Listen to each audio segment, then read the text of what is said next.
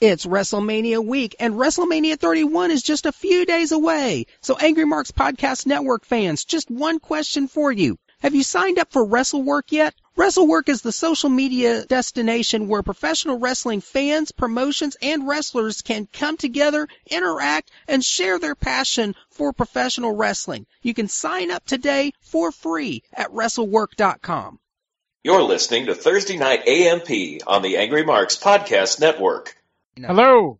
Hello, good evening, Mr. Sheldon Goldberg. You're back on Thursday Night AMP. How are you doing, sir? I'm fine. How are you? I'm great, and I've got a co-host with me tonight. For those just tuning in for the top of the second hour to hear Sheldon Goldberg, my name is Stevie J. My co-host is Mike Poulin. We are talking to Sheldon Goldberg of New England Championship Wrestling. There is so much going on right now in NECW, and not the least of which is a big show coming up on April 11th, the Double Intensity Show. So let's start with that. Mr. Goldberg, why don't you tell everybody about Double Intensity? Well, we took the winter off because of the weather, and we're back with a big card in Everett at the Everett Rec Center. We've got a number one contenders match for the NECW Heavyweight Championship going on. It's Slick Wagner Brown making his return to NECW after just about a year, and he will be facing the masshole Mike McCarthy, one of the biggest stars in our company. There is a match for the vacant NECW Television Championship as the former champion Toto Loco goes up against sensational Scott Levesque. Davian takes on Mistress Belmont for the World Women's Wrestling Championship. Davian, of course, a former champion, trying to regain the title from Belmont, and much, much more. NECW Tag Team Champions at the end have an open challenge. So it's going to be a fun night. The weather's getting warmer. The action's going to be hot. And we hope everybody makes it down to see New England Championship Wrestling. Now, you'll know I'm just joking when I say this, but I have to ask anyway. When I hear the name Scott Levesque, no relation to Paul Levesque. Only in his dreams. Good, because we don't need more Levesques in the business that are related to Paul Levesque. I think one is enough. All right. Yeah, I agree with that. One is, I think there's only room for one anyway. So, but yes. Anyway, yes. Yes. Anyway, but there is so much more going on. But first of all, I want to commend you on Slick Wagner Brown returning after a year's absence, because he's one of my favorite guys on the independent scene. Slick always brings it anytime he's on a show. So I know I'm going to look forward to seeing Double Intensity either in the future on YouTube or on DVD or in some form. I'll be looking forward to watching that match. Appreciate that. We appreciate that. Thank you so much. Yes. Well, Wagner is a personal favorite of mine. I think he's one of the most underrated talents in the industry, and it's going to be good to have him back.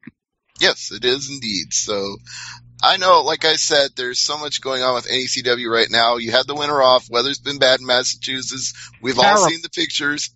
Yeah. How much snow did you get personally? Too much. At one point, it was out in front of my apartment here. It was about 6 feet high. So, you know, you can't do anything about the weather, so just ride it out, and, you know, there you go. Yeah, one of our jokes with Nikolai was that it got so high in front of his place that he could have jumped out the window and landed in the snow pile, but I'm sure you didn't try that yourself. No, I leave that to other people. Yeah, that's something more like the hardcore wrestlers would do, like jumping off balconies, jumping off roofs into snow piles. We can see that happening. Yeah, I would have left too big a crater, so that's that was off my list. Yeah, no, I would not have even left a crater. I would have just left a spot on the ground. There'd be like pieces of me lying in 8 directions. So I don't try those kind of moves. Not since. There were stories about people getting buried in avalanches and nearly losing their lives. It's crazy. Yeah, the snow this year was nothing to mess around with, but I'm glad you came out of it okay. I'm glad the weather has improved, and it's taking a turn towards spring for us all, which, like you said, that's why things are heating up in NECW, and I know they're also heating up on the production side of things. You've got a little bit of a project going on with that. Well, what's happening right now is we're starting to go back to doing kind of what we were doing before we went on broadcast television, which is sort of a series of, let's call them online updates, for lack of a better term. They'll be periodic, maybe every couple of weeks or whatever, as opposed to every week. as we retool ourselves to go back into production on broadcast television, on a different station with a different deal and a much higher set of production values. But it takes time and it takes resources to put all that stuff in place. So as we're doing that, we'll be producing these updates here and there, where people can continue to follow us online, and we can try out some different things and kind of do some things where we don't have the conventions of broadcast television to hold us back, such as timing. You know, when we were doing a half hour every week, and it's 28 minutes and 30 seconds every week, and that's what it has to be. With this, we can go longer, we can go shorter, we can do any number of things and not have the restrictions that broadcast television puts into place. So it gives us a chance to experiment with some things that we might carry over into broadcast television when we get back there. And it gives us the freedom to do some things that we wouldn't be able to do in that broadcast TV format. So it's, we've gotten a lot of good feedback on the one that we just posted. We'll be posting another next week. So that's good. I was very heartened to know that people missed us on broadcast TV, and we'll be back there as soon as we can be back there. Yeah, and I believe once you do go back to broadcast television, it'll be with some upgraded equipment. Upgraded equipment, just a whole upgraded production.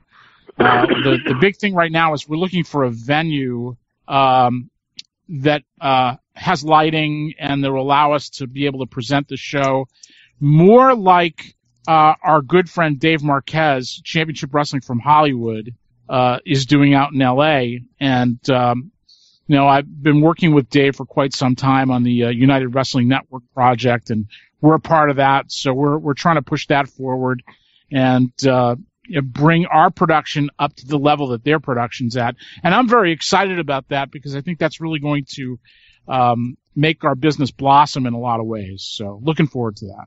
I am too. So I don't want to dominate the whole conversation. I do have a co-host, and I want to give him the chance to get a little shine here. So, Mike, the floor is yours if you got a few questions for Mr. Goldberg. You guys were on broadcast television. Like, where was that? We were on WMFP TV in Boston, channel 62. It runs the Cozy TV network. We were on Thursday nights at 12:30 in the morning. Or Friday morning at 12:30 in the morning, depending on how you want to do the semantics of it. But we had a heck of a run. We were on for 90 weeks. And what was happening with that is that we were trying to grow the show in a lot of ways. We were trying to grow the show in terms of sponsors. We were getting a lot of people to watch online. We were getting a lot of good feedback on what we were doing. We wanted to be able to bring in additional sponsorship revenue so that we could grow the show production-wise and so forth. The problem was that the big ad agencies in this area wanted our show to be on a different station and on a different platform. The station that we were on, while we had a very good run with them, and we thought that it was good for us in a lot of ways, that station does not subscribe to Nielsen. Therefore, there are no ratings. Therefore, the major ad agencies wouldn't touch it. So they were encouraging us to go to a different platform, and they were encouraging us to do some things that would boost the show in a number of ways. So we made a conscious decision to not renew our contract and pursue those options. And, it may take us some time to get there, but we will get there. And, I'm looking forward to the future. So. The other thing is, we've done 90 straight weeks of television. It was basically myself and the guy who created, produced, and directed a lot of the stuff, Brian Nadeau. So imagine having a job and you work for 90 straight weeks without any time off. So that was what we did. We decided it would be a good thing to take a little time off and try to build a better mousetrap. So that's the long and short of that. Who was the tag team known as The End? Who's in that? It's Mr. Six, the artist formerly known as Evan Six, and Jacob. Okay. Managed by Mr. Tony Ulysses. Oh, I know who that is. That's guy he used to manage a team up here called the Dream Team. Not the Dream Team. The Crown Jewels with That's Jason correct. Rumble. Yes. That is correct. Stevie J, you had something? Oh, no, I was trying to give you a little tip there while I was on the Skype chat while you were asking questions, but since you kicked it to me, I'll ask the question. It refers to Mistress Belmont because we've had her on here as a guest. She was fabulous when we interviewed her, and she is taking on former champion Davienne. So I just wanted to get you to expand upon that a little further. I was trying to let Mike ask the question, but I guess now I'm the one asking it. All right. Well, Mistress Belmont has had pretty much a stranglehold on the Triple W Championship for the past almost 2 years. So she did lose it to Davienne and regained it the following month through nefarious means. And Davienne, of course, is on the march to regain that title. And we're looking forward to that matchup. And we're looking forward to bringing in some new competition in our women's division and in the coming year. And we had Sumi Sakai back actually in January. You can expect to see her again in the not too distant future. And Belmont has done a whatever you want to think of her, she's done a great job as champion, and she just keeps rolling along. So yeah, she's fantastic. Yeah. No doubt about that. And I honestly am glad that Mistress Belmont is still in New England Championship Wrestling, because when we talked to her, I thought, just like so many other talents from the New England and the independent wrestling scene on the East Coast, she was going to get scooped up by NXT or Ring of Honor or, someone be part of that scene, because we've seen it, for example, with Mercedes KV. Everybody knows her now as the women's champion Sasha Banks. Right. She had a very brief run with us, and everyone was saying, let's go all the way with her. Let's do this, let's do that. And my response to all that would be, she's absolutely worthy. She's great, terrific girl, great athlete, all that, but she's going to be gone before you know it. And that turned out to be the case. Indeed. She's doing great things in NXT. Yes. I predict she's going to be a big star on the main roster before too long. Yep, absolutely. Yeah, she will be the boss no matter what roster she's on, whether it's NECW, NXT, or WWE Raw. Wherever she goes, she'll be the boss. Indeed. Yes. Which that's a fitting way to describe Mistress Belmont too, because she's kind of a boss in her own right. You definitely don't want to cross her. She is, and she's grown so much since I first met her. Oh gosh, it's been quite a long time. At least 10 years maybe. So, I mean, she's really become a very accomplished ring technician. And, what's happened in this area over the last maybe 5 or 6 years is there are a lot less women that are local to the area than there were, say in, 2007, 2008, 2006, 2005. Back then we were running standalone World Women's Wrestling shows, and they were mostly local talent. So that's not the case now. There are a lot fewer women in the area, and bringing women in from a distance, there's a cost factor to that and so forth. But one of the things that I've really wanted to see happen, and we haven't quite been able to pull the trigger on it, is to get back to running standalone Triple W shows at some point, and that's a goal that I continue to have. It's sort of superseded by our goal to get back on broadcast television in a more stable position. But I've always been a big believer in women's wrestling, and I continue to have that belief in it. Yes, and that's a side question I actually wanted to ask you, because I believe either the time before last or 2 times before last, you've been on so many times, Mr. Goldberg, I sometimes lose track, but I know one of the previous interviews when you had an appearance on this show, my co-host was Sierra, and she is a devotee of women's wrestling. And the thing that we just talked about when I had her on a week and a half ago was whether or not the women's wrestling scene is oversaturated right now, because you've got Shimmer, you've got Shine, you've got Valkyrie, you've got all the Joshi promotions, and that would be the other challenge of bringing back Triple W, is having to fight for his space in that landscape. Do you think it's oversaturated right now? I think it's oversaturated in some respects, not in this area. there's a dearth of women's. It's funny because before there was World Women's Wrestling, you would rarely see a women's match on an independent show. You'd see them here and there. They would happen here and there, but it was really not something that you saw terribly often. And the decision to run an all-women's thing was met with a lot of resistance from my roster at the time that we started it. But slowly but surely, when we launched the Triple W brand, the response to it locally was really overwhelming. So I really think that if the cards fall in the right place, if you have the right venue and the right base of talent that's local enough to the area, I think it can do great things. So it's just a question of are new women going to get into the business? And it's funny because as women get involved and they start working, they're going to be snapped up by the Shimmers and the Shines and the Valkyries and all this. I mean, there's a lot of it's funny. It's a narrow thing, but in some respects, there's a lot of opportunity there where there wasn't years ago. So it's an interesting situation. It is. You're right. There is definitely more demand even in that narrow band than there was ever before. So it's working out well, especially when so many different groups are able to put on iPay-per-views, charge $10 or $15 and get people to watch that niche product, which, if you do a Triple W show, I'm sure that's something you'd like to have as well, is to be able to tap into that. Who knows? Maybe even be on WWN Live with a Triple W show. Well, that'd be great. That would be great. It's certainly something to work towards. Who are some of the guys that are up and coming right now at NECW? I haven't had a chance to really do much following in the company. So who are some of the guys that are up and coming in that company? Well, I'll tell you, our champion right now is Brad Hollister. And I think Brad Hollister has a very big future in front of him.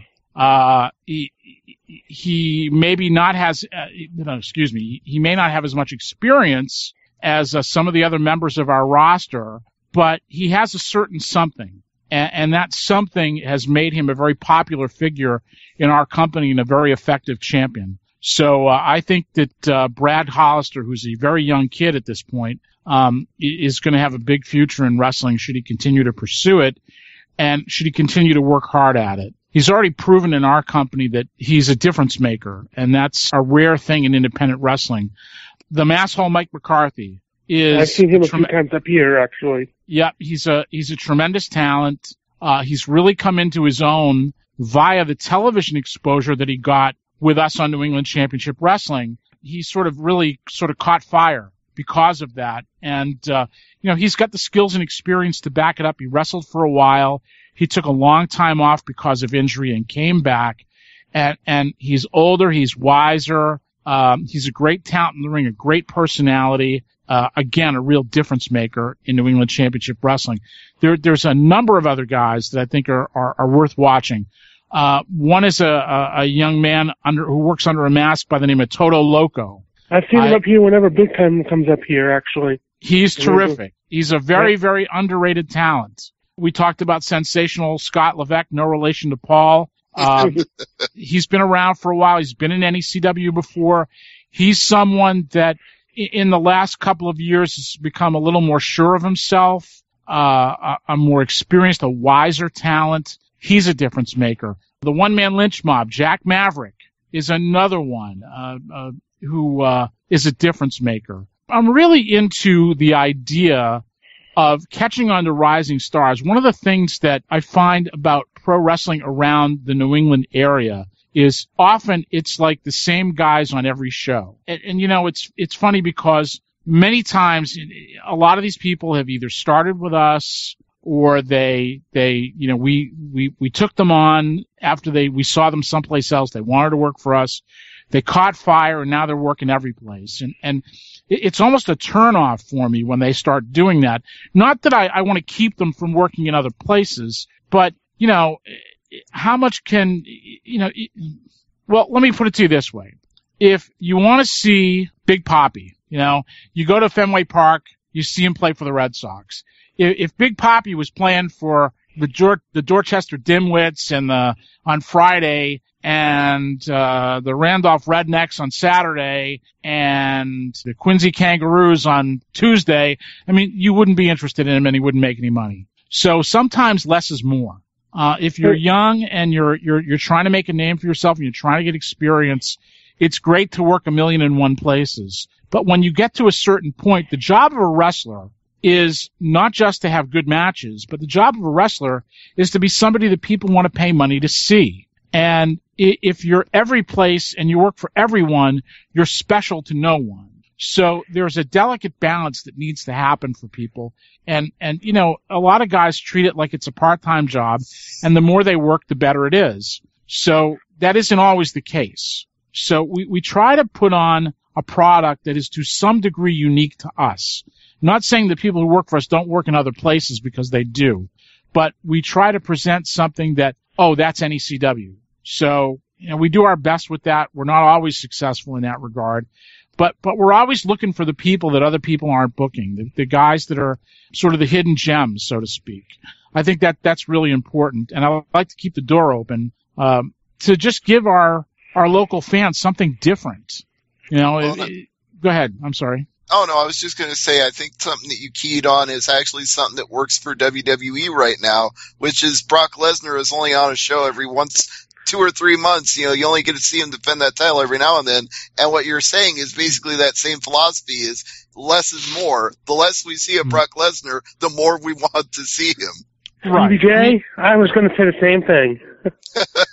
Great minds It's think true. alike. It's true. You know, there was a reason that the territory system worked back in the day. A guy was, you know, in a company for 6 months or a year, and then he went to another territory. When he came back, he was completely fresh. There's nothing like that anymore.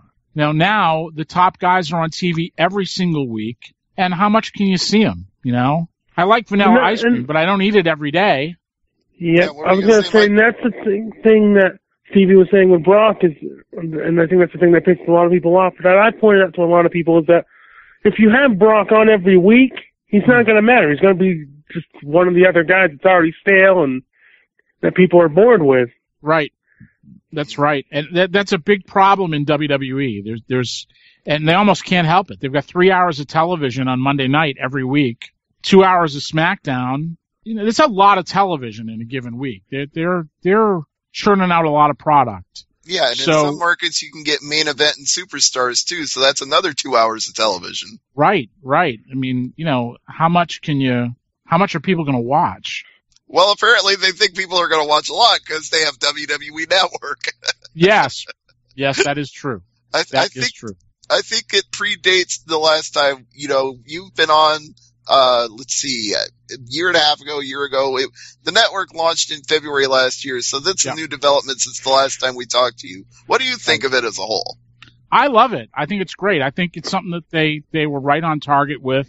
I've heard a lot of people say negative things about it, but I'll tell you the truth. I really think that they hit the nail on the head with this. They were going to have to do it sooner or later. They weren't going to be able to get a regular cable channel like a Spike or a USA or whatever. They weren't going to get their own cable network. So why not do this? And you know, you can see it anywhere, everywhere, whatever. You know, they hit the nail on the head with it. They really, really did. And you know, like any venture like this, to create a 24/7 network, that's a really difficult thing to do. It's going to morph and evolve over time. I'm glad to see they've got the numbers to where they're you know, where it's profitable. You know, you're going to see a lot more types of businesses do similar sorts of things. You're seeing it already with the HBO has its own over-the-top service. UFC has their own thing that they're doing. I mean, this is, don't think that other sports endeavors and other entertainment endeavors aren't thinking very seriously about doing the same thing based on what WWE has done. I guess that just means we're going to be seeing an NECW network at some point. Wow. You know, you might see a United Wrestling Network at some point. I think that would be, you know, I actually have talked to Dave Marquez about that, with a number of promotions in a number of different cities, all on broadcast television, having a single source to see them all, and additional content and special content. I think if it was a cheap enough price, I think people would go for it. I really do. Yeah, I would. I know if it was like $7 to $12 a month, I would tune in. I would pay for something like that. Mm-hmm. I'm a big believer in broadcast television, by the way. And it's interesting we talk about the network and that shift towards people's viewing via online sources, whether it's internet pay-per-view or whether it's an over-the-top network like WWE Network. But I think what Dave has done with United Wrestling Network, with his own promotion, Championship Wrestling from Hollywood, and a number of the other promotions that are involved in that venture, all of those deals that they have in place with these different companies are partnerships with local television stations. When we were on over the last year and 3/4, we were basically an infomercial. We were paying for that time. Now we have interest in stations in the region that want to partner with us, and that's a far more interesting and far more potentially successful avenue than doing it the way we were doing it. And I'm a big believer. Broadcast television isn't going to go away, and that's a valid way for people in an area to consume pro wrestling. And people talk about people don't watch TV too much and all this. They're turning away from television. More people watched our show on YouTube than they watched it on broadcast television. But, I still have people that come up to me and say, hey, I miss you guys on TV. Oh, I used to watch that every week. It was really good. It was something different. So there's a place for it. There definitely is a place for it. And I think that a focus on that can be a very successful and a winning strategy if it's done right. I agree. Well, I think we're just about hitting the top of the mark for the show, so we might have to start going home at this point. Otherwise, we're going to have to book an overrun, and this isn't USA Network, so I don't know if we have that kind of time. But I think that would be an appropriate time for another plug for Double Intensity coming up on April 11th, and anything else that Mr. Goldberg wants to plug. All right. Well, come on out and see us in Everett, Massachusetts, the Everett Rec Center. It's Double Intensity, New England Championship Wrestling, Saturday night, April 11th, 7:30 bell time. Tickets on sale at NECW.TV or call 1-800-838-3006. Watch us on YouTube. Just go to NECW.TV. Right at the top of the page, there's links to our YouTube channel and all the news and information and ways to buy tickets and so forth, all right there. We're on Facebook, facebook.com/NECW Wrestling, and it's always a pleasure to be on with you guys. Always look forward to doing this show, and hopefully you'll have me back on again before too long. Oh, that's a plan. In fact, we got to get you back on sooner than the last gap between appearances. It was too long, and I want to say that in the time filling in that too long time, I've been checking out the YouTube channel, and I love the fact that the YouTube episodes, even though you mentioned they do more business than sometimes the broadcast shows did, I think that's great that you can promote the fact that it's one of the most watched programs on YouTube when you've got tens of thousands to millions of people watching videos collectively combined together on the NECW YouTube channel. That says something about the quality of the product and the demand for it. Well, I'm always gratified by that. Really gratified by that. I was never expecting the numbers of people watching to be as high as they are, but it's a gratifying thing. We're going to keep doing it, and I'm just very grateful for the people who are supporting us. Yes, and I hope more people are just by listening to this show. If you're not, we've given you plenty of good reasons to check out NECW, and if you live in the area, you should definitely be at Double Intensity on April 11th. If I lived there, I'd be going. There you go. All right. There's an endorsement for you. Indeed. Maybe one of these days I'll fly out to visit Nikolai in Boston and we'll go to NECW together. Please do. I would love that. I'd love to spend some quality personal time with you. So. All right. Well, I'm putting it on the calendar of things to do. But for now, we're going to have to sign off and get ready for a big, intense weekend of WrestleMania and Ring of Honor and Shimmer and Shine and all the things that are going on. It's a smorgasbord. It's the most wonderful time of the year. It's Wrestling Christmas. It is. It really is. So please enjoy. I know we will. And thank you again for joining us tonight on the air. My pleasure. Thanks again. All right. This has been Thursday Night AMP with my co-host Mike Poulin, myself, Stevie J, our producer, Killa Kev, and our two guests, Michael Z and Sheldon Goldberg. Thanks for listening, everybody. Have a great weekend, and we'll be back for 2 shows on Sunday, the WrestleMania pre-show and the WrestleMania post-show.